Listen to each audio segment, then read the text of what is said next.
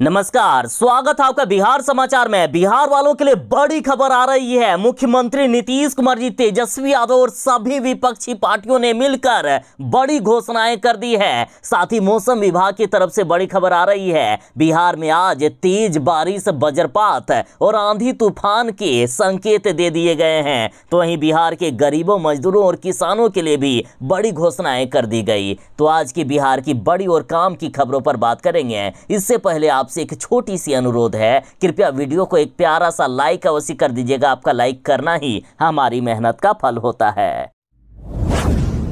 मौसम विभाग की तरफ से बड़ी खबर आ रही है। आज पूरे बिहार में भारी बारिश का अलर्ट जारी किया गया है। साथ ही मौसम विभाग ने कहा है कि 48 घंटे के दौरान भारी बारिश होगी, जिससे 6 डिग्री सेल्सियस तक पारा गिरेगा। हालांकि उमस बनी रहेगी, लेकिन मौसम विभाग ने यहां तक कहा है कि बिहार में अगले 4 दिनों तक झमाझम बारिश के आसार हैं और 4 दिनों तक बारिश होने से बिहार में तापमान काफी ज्यादा सुहाना हो जाएगा। बिहार में लोगों को गर्मी से राहत मिलेगी। और यदि मौसम विज्ञान केंद्र पटना की माने तो देखिए, इन्होंने थोड़ी देर पहले 3 मिनट पहले अलर्ट जारी करते हुए कहा है कि बिहार के इन जिलों में आज भारी बारिश की संभावना है। और ये जिले हैं दरभंगा, पटना, नालंदा, शेखपुरा, बक्सर, मुंगेर, सहरसा, बेगूसराय, जमुई, लखीसराय, समस्तीपुर, सारण, शेखपुरा, वैशाली, बांका, औरंगाबाद, रोहतास, अरवल, भोजपुर, गया, नवादा, पूर्वी चंपारण, पश्चिमी चंपारण, गोपालगंज, भोजपुर,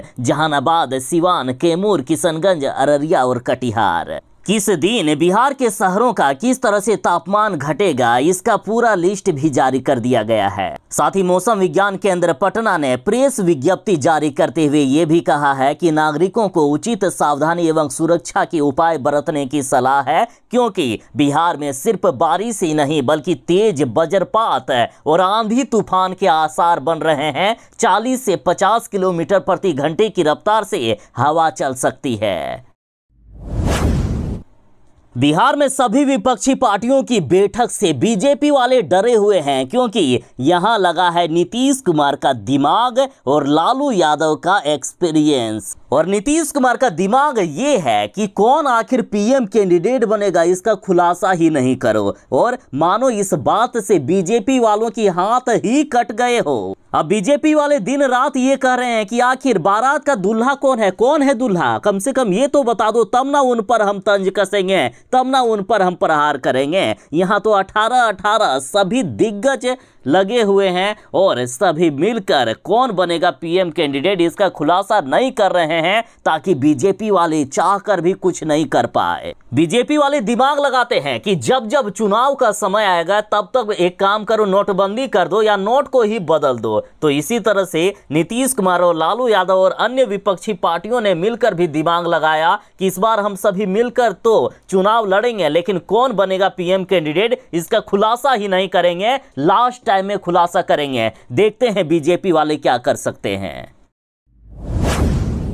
अब होगा देश का विकास। अब देश के गरीबों, किसानों, मजदूरों और देशवासियों का भला होगा, क्योंकि बिहार के साथ पूरे देश की विपक्षी पार्टियां आपस में मिल गई है। अब बीजेपी से देश को छुटकारा मिलेगा। और इधर देखिए, पोस्टर जारी कर दिया गया है। आरजेडी ऑफिस में सभी विपक्षी पार्टियों की पोस्टर लगी है, जिसमें कहा गया कि हे जनता जनार्दन, मेरा ये विराट रूप ही महागठबंधन का असली रूप है। भगवान विष्णु के रूप में महागठबंधन के नेताओं ने अपनी पोस्टर लगाई है। कहा है, मेरे इस रूप को देखकर पापी, देश को बेचने वाले, देश को ठगने वाले एवं जुमलेबाजी करने वाले भाग जाते हैं। तो इधर तेजस्वी यादव ने कहा है कि सत्ता किसी की बपोती नहीं है, जो आता है उन्हें जाना पड़ता है। इस बार बीजेपी का जाना तय है। तो इधर शिवराज सिंह चौहान ने ट्वीट करके लिखा है कि सुना है कि पटना में फिर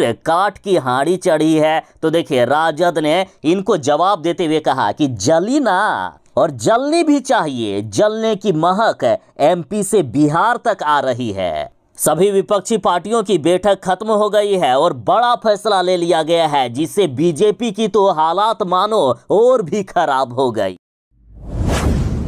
लालू यादव और नीतीश कुमार ने वो करके दिखा दिया है जो बीजेपी वालों ने सपनों में भी नहीं सोचा होगा। बीजेपी वाले विपक्षियों को कंगाल करने के लिए चाहे कितने भी नोटबंदी कर ले, लेकिन इनके सारे चाल फेल होने वाले हैं, क्योंकि बिहार में सभी विपक्षी पार्टी मिलकर बैठक कर रहे हैं। 18 दल मिलकर अब बीजेपी को टक्कर देंगे। और जो बीजेपी वाले हमेशा फोटो शूट कराने के लिए आगे आते रहते हैं, उनको लग रहा है कि पटना में ये लोग आए हैं फोटो शूट कराने के लिए।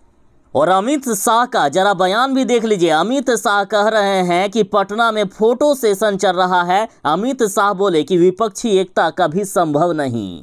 अरे साहब, संभव क्या, संभव होकर यहाँ मीटिंग भी चल रही है और कुछ ही दिनों में बीजेपी सरकार को ये लोग गिराने भी वाले हैं। अभी भी संभल जाइए, अभी भी महंगाई, बेरोजगारी और आपने जो जो वादे किए हैं उनको पूरा कीजिए, वरना यहाँ कोई फोटो खिंचाने के लिए लोग नहीं आए हैं, आपको, आपकी सरकार को गिराने के लिए लोग आए हैं। और खैर, जनता ही मालिक होती है, लेकिन जिस तरह से बीजेपी वाले देश को बेचने का काम कर रहे हैं, महंगाई, बेरोजगारी, चारों तरफ जिस तरह हाहाकार मचा हुआ है, उससे जनता भी बीजेपी से काफी खपा है। आप लोगों की तरह यहाँ फोटो खिंचाने का काम नहीं हो रहा है। अमित शाह जी, जरा संभल जाइए।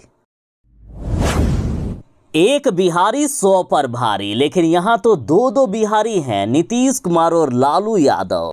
ये दोनों ही बीजेपी की सरकार बनने से रोकने के लिए काफी है। और बिहार में तो एक साथ सभी शेर आकर मिल गए हैं।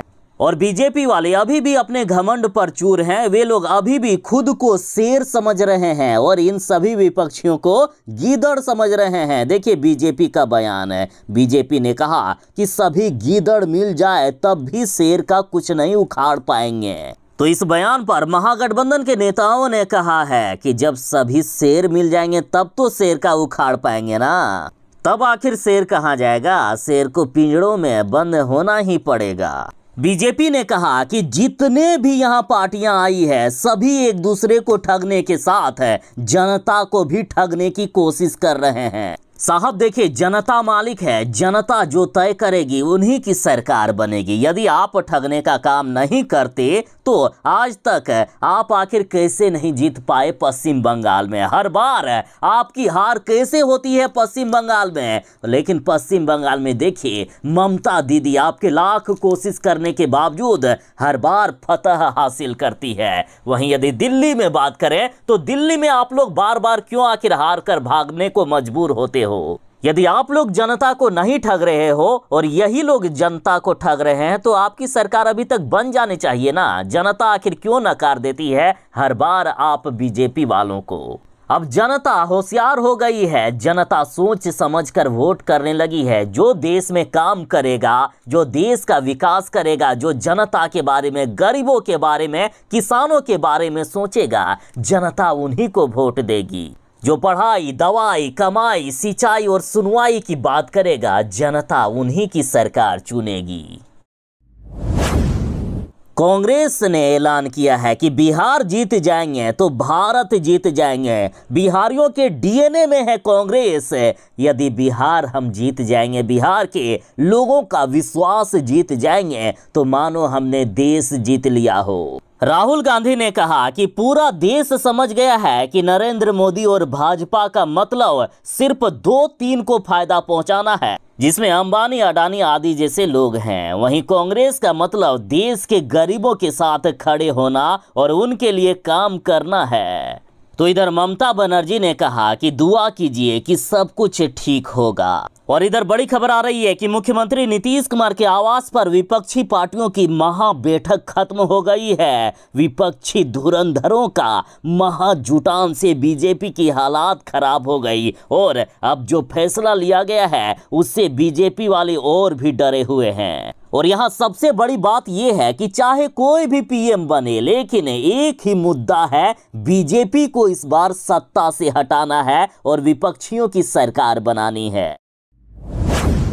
जो बीजेपी वाले दिन रात यही जाप जप रहे थे कि विपक्षी पार्टियों की बैठक कभी भी संभव नहीं होगी और खास करके राहुल गांधी तो कभी नहीं आएंगे पटना। और जब राहुल गांधी पटना आ गए हैं तो शायद इनको दिन में तारे दिखना शुरू हो गया होगा, जो राहुल गांधी अकेले मोदी जी को टक्कर देने के लिए काफी हैं और इतने दिनों से टक्कर दे भी रहे हैं, वो राहुल गांधी यदि नीतीश कुमार, लालू यादव, ममता बनर्जी, अखिलेश यादव, स्टालिन या अन्य नेताओं के साथ मिलकर यदि मोदी जी के खिलाफ चुनाव लड़ेंगे तो सोचिए ना कितनी खराब हालात होगी बीजेपी की। और अब राहुल गांधी को भड़काने के लिए, राहुल गांधी को किसी तरह से महागठबंधन की जो ये पार्टियां एक साथ मिल रही है उससे अलग करने के लिए राहुल गांधी को लेकर तरह तरह के पोस्टर जारी कर रहे हैं बीजेपी वाले। एक पोस्टर में राहुल गांधी की तुलना देवदास से कर दी है। राहुल गांधी को रियल लाइफ देवदास कहा गया है।